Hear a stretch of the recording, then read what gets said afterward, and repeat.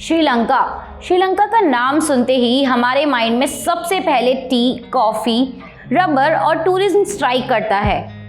Sri Lanka is a pearl shaped island in South Asia lying on Indian plate. Sri Lanka एक वक्त पर दुनिया की राइजिंग इकोनॉमी में से एक था। आज वही श्रीलंका अपने सबसे खराब फाइनेंशियल क्राइसिस से गुजर रहा है। इस वक्त श्रीलंका में लगभग 10,000 लोग रोज सड़कों पर प्रोटेस्ट कर रहे हैं। इस प्रोटेस्ट को श्रीलंका के इतिहास में सबसे बड़े प्रोटेस्ट के रूप में याद किया जाएगा। While waving the Sri Lanka flag, all these communal people shouting one slogan, "Go back, Gotabaya Rajapakse." Rajapaksa family Sri Lanka के इतिहास की सबसे पावरफुल पॉलिटिकल फैमिली है। इन्होंने श्रीलंका की राजनीति को 20 सालों से ज्यादा तक डोमिनेट किया है। इनकी वजह से श्रीलंका इकोनॉमिक क्राइसिस ही नहीं, ह्यूमैनिटेरियन क्राइसिस का भी शिकार हुआ है। गोटाबाया राजपक्षे ने अपने इलेक्शन कैंपेन के दौरान बहुत सारे फ्री कल्चर के वादे किए थे, जिसकी वजह से श्रीलंका इकोनॉमिक क्राइसिस से जूझ रहा है। During his election campaign in 2019, he reduces the taxes to big business officers. He promised to halve the value-added taxes. This affects on Sri Lankan economy.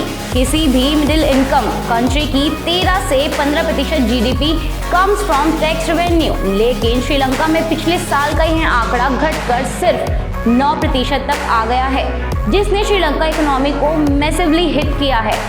Gotabaya सरकार द्वारा फर्टिलाइजर्स को यूज ना करने की पेशकश और ऑर्गेनिक फार्मिंग को बढ़ावा देने की योजना विफल रही, जिसकी वजह से पैदावार में 50% की कमी देखी गई और फूड क्राइसिस का माहौल बना। श्रीलंकन क्राइसिस का सबसे बड़ा कारण है कर्जा। राजपक्षे सरकार द्वारा लिए गए कर्ज तेजी से बढ़ने लगे। उनके फॉरेक्स रिजर्व में करंटली $2 बिलियन हैं, जबकि इस साल के एंड में उन्हें $8 बिलियन का भुगतान करना है। इस कर्ज में 70% कर्ज राजपक्षे परिवार की सरकार के दौरान लिया गया और इसमें से सबसे बड़ा कर्ज यानी 10% चाइना से लिया गया है। इंडिया में भी फ्री कल्चर यानी कि मुफ्त में दी जाने वाली सरकारी सहायता को चुनावी मुद्दों के तौर पर इस्तेमाल किया जा रहा है। पार्टियों द्वारा चुनावी रैली में फ्री कल्चर के वादों पर वोटर्स को अपनी तरफ खींचने की कोशिश की जाती है। हाल ही में टॉप ब्यूरोक्रेट्स ने पीएम नरेंद्र मोदी के सामने अपनी रिपोर्ट में कहा कि फ्री कल्चर इंडिया को भी श्रीलंका की तरह इकोनॉमिक क्राइसिस की तरफ ले जा सकता है। According to the Hindu, unviable populist schemes could create Sri Lanka-like situation. Bureaucrats in meeting with PM Modi. State governments like Punjab, Delhi, Telangana, Andhra Pradesh and West Bengal officially stated that some solution need to be found at this moment. Punjab आपकी सरकार द्वारा 300 unit free बिजली और free पानी वाली scheme उन पर भारी पड़ सकती है, जो उसने चुनाव के दौरान फ्री देने के वादे किए थे। पंजाब सरकार ने इलेक्शन कैंपेन के दौरान किए गए वादों को पूरा करने के लिए केंद्र सरकार से 1 लाख करोड़ के पैकेज की मांग की है। दिल्ली में 200 यूनिट तक इलेक्ट्रिसिटी फ्री है और 20,000 लीटर पानी हर महीने रेसिडेंशियल सोसाइटीज के लिए फ्री है। Political parties announced various schemes where they promised free electricity for household and free money to all women.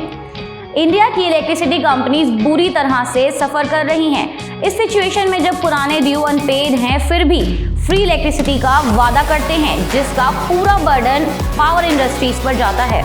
इस तरह के फ्री कल्चर से स्टेट गवर्नमेंट पर बर्डन बढ़ जाता है, जिसके बाद वह सेंट्रल गवर्नमेंट से मदद मांगते हैं। सेंट्रल के पास भी पैसा टैक्स पेयर्स और स्टेट पर लगाए गए टैक्स सिस्टम से आता है। अगर इसी तरह इंडिया में भी फ्री कल्चर जारी रहा तो ब्यूरोक्रेट्स का मानना है कि इंडिया भी श्रीलंकन क्राइसिस की तरह मार झेल सकता है। इंडिया के फ्री कल्चर पर आपकी क्या राय है, हमें कमेंट सेक्शन में ज़रूर बताएं।